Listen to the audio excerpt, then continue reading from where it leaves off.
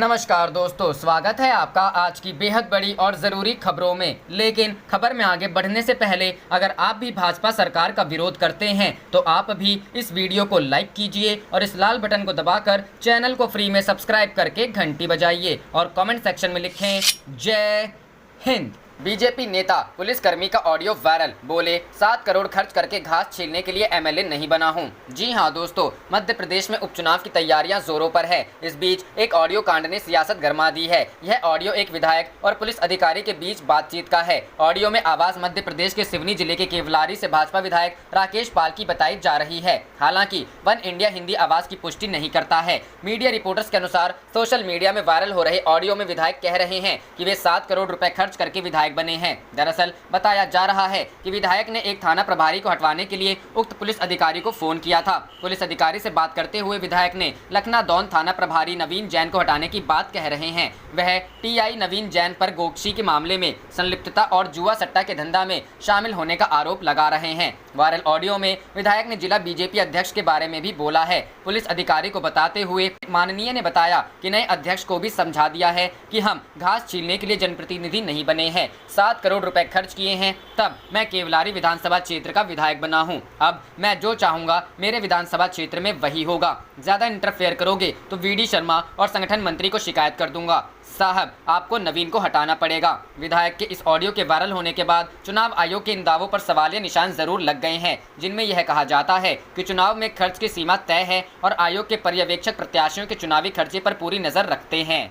करते हैं अगली खबर की तरफ। अमित शाह के बाद राबड़ी देवी के घर में घुसा कोरोना, 13 कर्मचारी पॉजिटिव मिले। जी हां दोस्तों, अमित शाह के बाद अब बिहार की पूर्व मुख्यमंत्री राबड़ी देवी के घर में कोरोना वायरस घुस गया है, जिसके तहत 13 कर्मचारी पॉजिटिव मिले हैं। राज्य में अब तक कोरोना के 54,000 से ज्यादा पॉजिटिव केस सामने आ चुके हैं। इस बीच खबर है कि पूर्व मुख्यमंत्री राबड़ी देवी के आवास पर भी कोरोना वायरस के मामले सामने आए हैं। स्थानीय अखबार के मुताबिक राबड़ी आवास पर तैनात 13 कर्मचारी कोरोना पॉजिटिव पाए गए हैं। इस जानकारी के बाद राबड़ी देवी और उनके परिवार पर संक्रमण का खतरा मंडराने लगा है। आरजेडी सुप्रीमो लालू प्रसाद यादव की पत्नी और पूर्व मुख्यमंत्री राबड़ी देवी पटना के 10 सर्कुलर रोड स्थित सरकारी आवास पर रहती हैं। यहाँ उनके साथ बेटे तेजस्वी यादव और तेज प्रताप यादव भी रहते हैं। अब राबड़ी आवास के 13 कर्मचारी कोरोना पॉजिटिव पाए जाने की खबर सामने आई है। इस सूचना के बाद राबड़ी देवी और उनके परिवार पर संक्रमण का खतरा बढ़ गया है। हालांकि क्या परिवार ने इस दौरान कोविड-19 का टेस्ट कराया है, इसको लेकर अभी कोई जानकारी नहीं दी गई है। बिहार के मुख्यमंत्री नीतीश कुमार, डिप्टी सीएम सुशील कुमार मोदी समेत कई दिग्गजों भी अपना कोरोना टेस्ट करा चुके हैं, जिसमें उनकी रिपोर्ट नेगेटिव आई थी। फिलहाल बिहार में शनिवार को कोरोना के 2502 नए मामले आने के बाद कोरोना संक्रमितों की संख्या 54,508 पहुंच गई। अब तक कोरोना से सूबे में कुल 312 मरीजों की मौत हुई है। स्वास्थ्य विभाग की ओर से जारी रिपोर्ट के अनुसार राज्य में अब तक 5,76,796 नमूनों की जांच हो चुकी है। अब तक 35,473 संक्रमित स्वस्थ हो चुके हैं। बिहार राज्य में कोरोना संक्रमित व्यक्तियों की रिकवरी रेट 65.8% है। करते हैं अगली खबर की तरफ।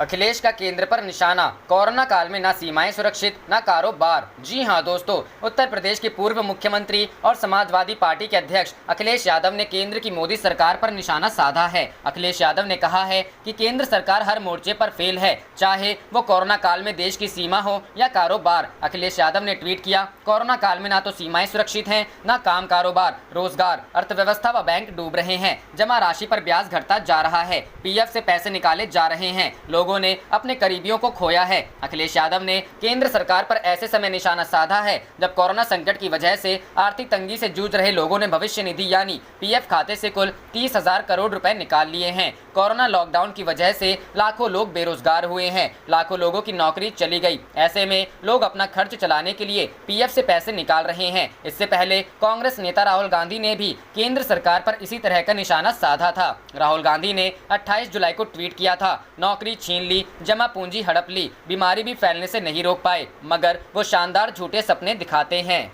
करते हैं अगली खबर की तरफ। नई शिक्षा नीति, कांग्रेस का केंद्र पर हमला, कहा बीजेपी और आरएसएस खुश, मगर क्रिटिकल थिंकिंग को किया दरकिनार। जी हां दोस्तों, केंद्रीय मंत्रिमंडल ने बुधवार को नई शिक्षा नीति को मंजूरी दी थी, जिसमें स्कूली शिक्षा से लेकर उच्च शिक्षा तक बड़े बदलाव किए जाने की घोषणा की गई। इस नई शिक्षा नीति का कांग्रेस विरोध कर रही है। अब कांग्रेस ने नई शिक्षा नीति को लेकर अपना आधिकारिक बयान दिया है। रणदीप सिंह सुरजेवाला ने कांग्रेस के बयान को अपने ट्विटर हैंडल पर शेयर करते हुए लिखा, नई शिक्षा नीति के जरिए मानवीय विकास, ज्ञान प्राप्ति, क्रिटिकल थिंकिंग एवं जिज्ञासा की भावना दरकिनार हुई है। कांग्रेस ने अपने बयान में मोदी सरकार पर निशाना साधते हुए कहा कि राष्ट्रीय शिक्षा नीति 2020, जिसका उद्देश्य स्कूल एवं उच्च शिक्षा में परिवर्तनकारी सुधार लाना होना चाहिए, वह केवल शब्दों, चमक दमक, दिखावे व आडंबर के आवरण तक सीमित रही है। इस नीति में तर्क संगत कार्य योजना व रणनीति, स्पष्ट रूप से परिभाषित लक्ष्य एवं इस भव्य सपने के क्रियान्वयन के लिए सोच, दृष्टि, रास्ते व आर्थिक संसाधनों का अभाव व विफलता साफ है। अपने आप में बड़ा सवाल यह है कि शिक्षा नीति 2020 की घोषणा कोरोना महामारी के संकट के बीचों बीच क्यों की गई, और वो भी तब जब सभी शैक्षणिक संस्थान बंद पड़े हैं। सिवाय भाजपा आरएसएस से जुड़े लोगों के पूरे शैक्षणिक समुदाय ने आगे बढ़ विरोध जताया है कि शिक्षा नीति 2020 के बारे में कोई व्यापक परामर्श, वार्ता या चर्चा हुई ही नहीं। हमारे आज और कल की पीढ़ियों के भविष्य का निर्धारण करने वाली इस महत्वपूर्ण शिक्षा नीति को पारित करने से पहले मोदी सरकार ने संसदीय चर्चा या परामर्श की जरूरत भी नहीं समझी। याद रहे कि इसके ठीक विपरीत जब कांग्रेस शिक्षा का अधिकार कानून लाई तो संसद के अंदर व बाहर हर पहलू पर व्यापक चर्चा हुई थी। शिक्षा नीति 2020 का मुख्य केंद्र ऑनलाइन शिक्षा है। ऑनलाइन शिक्षा के आधार पर पढ़ने वाले विद्यार्थियों का औसत भर्ती अनुपात मौजूदा 26% से बढ़ाकर 50% तक करने का दावा किया गया है, परंतु गरीब व मध्यम वर्ग परिवारों में कंप्यूटर, इंटरनेट न उपलब्ध होने के चलते गरीब और वंचित विद्यार्थी अलग थलग पड़ जाएंगे और देश में एक नया डिजिटल डिवाइडेड पैदा होगा। हाशिए पर रहने वाले वर्गों के 70% से अधिक बच्चे पूरी तरह ऑनलाइन शिक्षा के दायरे से बाहर ही जाएंगे। जैसा कोविड-19 की अवधि में ऑनलाइन क्लासेस के एक्सेस में गरीब के बच्चे पूरी तरह से वंचित दिखे। करते हैं अगली खबर की तरफ। अब सुरजेवाला ने दी कांग्रेस नेताओं को नसीहत, ट्विटर खेलने से बाज आने को कहा। जी हां दोस्तों, कांग्रेस के नए पुराने नेताओं में मची आंतरिक कलह को थामने के लिए अब राष्ट्रीय प्रवक्ता वरिष्ठ नेता रणदीप सिंह सुरजेवाला मैदान में उतरे हैं। आनन फानन में राजस्थान से दिल्ली बुलाए गए सुरजेवाला ने संपर्क सरकार घटक दलों पर सवालिया निशान लगा रहे कांग्रेसी नेताओं को नसीहत देते हुए कहा कि बजाय ट्विटर खेलने के पार्टी संगठन के मंच पर अपनी बात रखना बेहतर रहेगा। इसके साथ ही उन्होंने मनमोहन सिंह नीति संपर्क सरकार की खूबियां गिनाते हुए बीजेपी पर परोक्ष रूप से आरोप लगाया है कि कांग्रेस को बदनाम करने की कोशिश की गई। दिल्ली में कांग्रेस की ओर से बुलाए गए संवाददाता सम्मेलन में रणदीप सिंह सुरजेवाला ने कहा कि कांग्रेस नीति संपर्क सरकार के दौरान एक नहीं कई बड़े काम हुए। मनमोहन सिंह सरकार के दौर में ही मनरेगा आया, खाद्यान्न सुरक्षा बिल आया, सूचना का अधिकार आया। इसके साथ ही यूपीए सरकार ने जीडीपी वृद्धि दर सबसे ज्यादा दी, खेती में भी अभूतपूर्व वृद्धि दर्ज की। इसके बावजूद कांग्रेस को बदनाम करने की कोशिश की गई। ऐसे में जरूरी है कि सही तस्वीर सामने रखी जाए। करते हैं अगली खबर की तरफ।